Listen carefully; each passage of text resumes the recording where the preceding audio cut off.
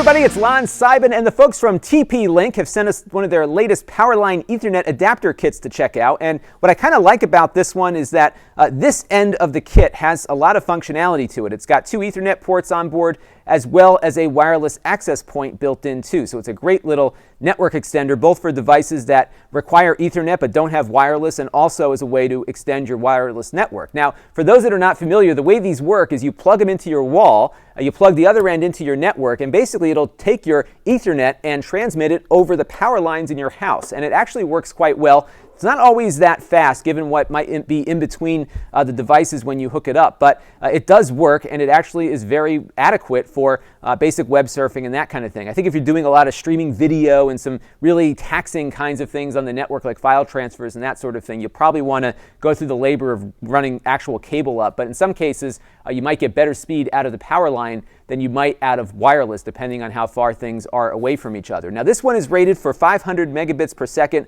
I wasn't able to replicate that in my house, but we're going to do a little test here in a few minutes when we plug both into the same outlet right next to me and see if we can do better. But let's take a look at how this works. So this end is what you plug into your wall and then into your local network, and basically it'll take whatever comes in and out of here and push it out through that power adapter. And there's only a couple of lights on board. You've got a power light, a home network light here to let you know that you're connected to the PowerLine network, and then a light to indicate whether or not the Ethernet is sending or receiving traffic. Now, the one thing that I was a little turned off by with these is that you don't actually get a feel for how fast the connection is between devices. I've used these from other manufacturers, and they often have a little light that indicates how much rated speed you're getting. So it would have been nice to have that indicator on there so I could try to find and troubleshoot the best outlet to plug things into.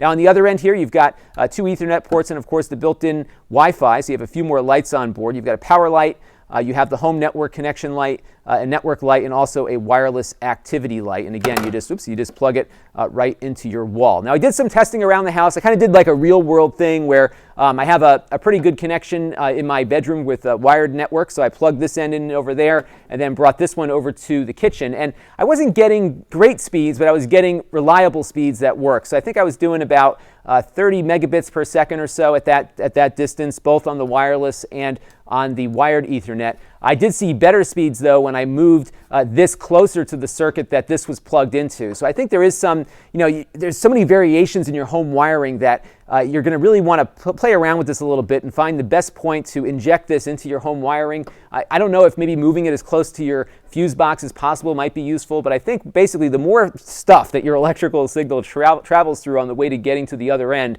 it's going to create some issues for you. They also recommend that you do not plug these into a surge protector, as those often filter out a lot of the noise that these actually depend on to transmit data. So what we're going to do now, though, is plug these in underneath my desk here and see if we can coax a little bit better speed out of it. So let's take a look at that. Okay, so we're going to run a quick test here, and you can see what the speed is. We're doing about almost 90 megabits per second when both are actually on the same outlet. And what I'm doing here is connecting my MacBook Pro through that dual port Ethernet adapter that we showed before, which goes over the power line to the other one, and then that goes back out to my local network. So we're really getting the true speed of that wireline adapter. Now, in comparison, when I'm directly connected to my Ethernet network, I usually get between 800 and 900 megabits per second running the same test. So you can kind of see what the differences are. So it's not terribly slow, but it's certainly not going to be, at least in my tests, as fast as 500 megabits. Now, there's also a web-based configuration utility that runs on the larger device, so you can pop in and change some basic settings for your network and your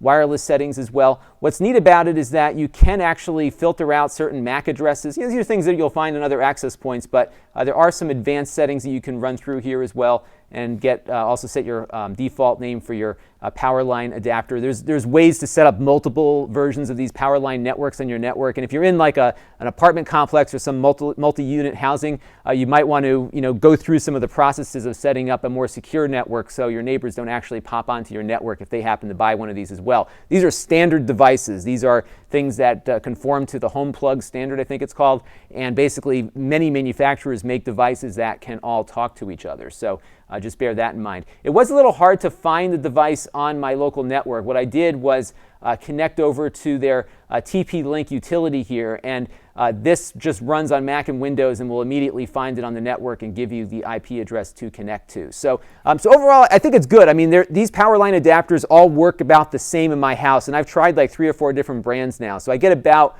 the same speeds, give or take, on there. This is performing no worse than the other ones, and maybe a little bit better in some areas, but I really like the fact that the second unit has all of that capability with the dual Ethernet as well as the built-in wireless. So for me, it's a pretty useful tool, especially when I'm trying to extend a wireless network in a pinch. So I think it's pretty good and it's worth taking a look at. This is Lon.TV. Thanks for watching.